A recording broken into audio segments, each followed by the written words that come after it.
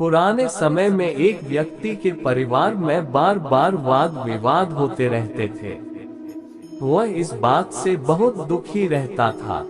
तंग आकर उसने एक दिन सोचा कि अब मुझे संन्यास ले लेना चाहिए और घर पर बिना किसी को कुछ बताए सब कुछ छोड़कर जंगल की ओर निकल गया। जंगल में उसे एक आश्रम दिखाई दिया। वह आश्रम में पहुंचा तो उसने देखा कि एक संत से कहा कि गुरुदेव, मुझे अपनी शरण में ले लीजिए।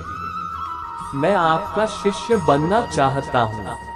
मैं सब कुछ छोड़कर भगवान की भक्ति करने आया हूँ।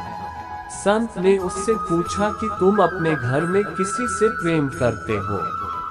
व्यक्ति ने कहा कि नहीं, मैं अपने परिवार में किसी से प्रेम नहीं। पेड़ के नीचे बैठकर ध्यान कर रहे थे। दुखी व्यक्ति संत के सामने बैठकर बैठ गया और उनका ध्यान खत्म होने का इंतजार करने लगा।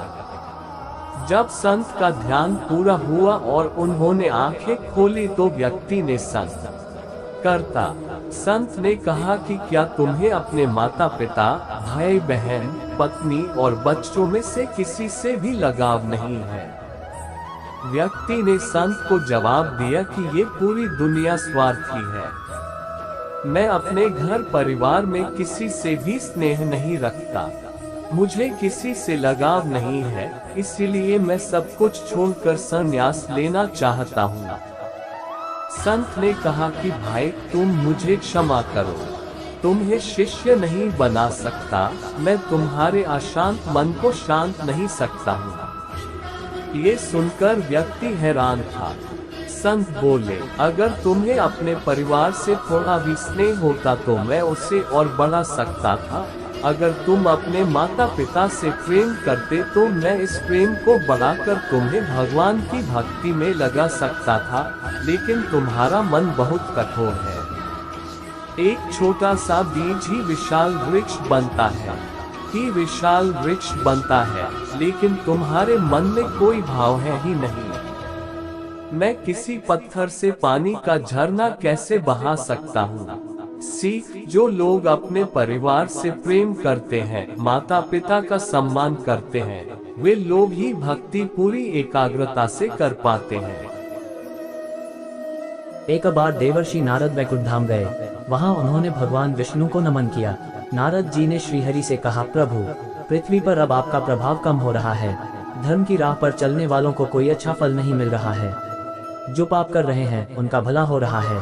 तब श्रीहरि ने कहा, ऐसा नहीं है देवर्षि, जो भी हो रहा है सब नियति के माध्यम से हो रहा है।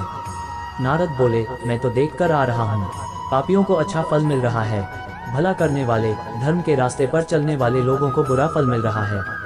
भगवान ने कहा, कोई ऐसी घटना बताओ। नारद ने कहा, अभी एक जंगल से आ रहा हूँ।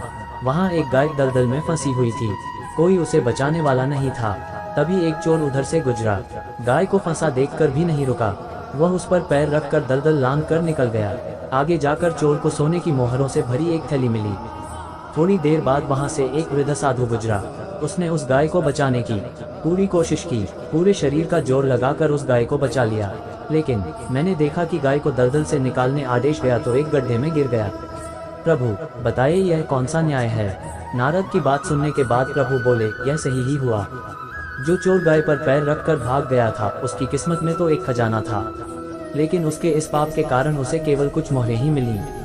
वहीं उस साधु को गड्ढे में इसलिए गिरना पड़ा क्योंकि उसके भाग्य में मृत्यु लिखी थी। लेकिन गाय को बचाने के कारण उसके पुण्य बढ़ गए और उसकी मृत्यु एक चोट में बदल गई। इंसान के कर्म से उसका भाग्य तय होता है। सीख, जीवन में सत्कर्म करते रहें, किसी का अहित न करें।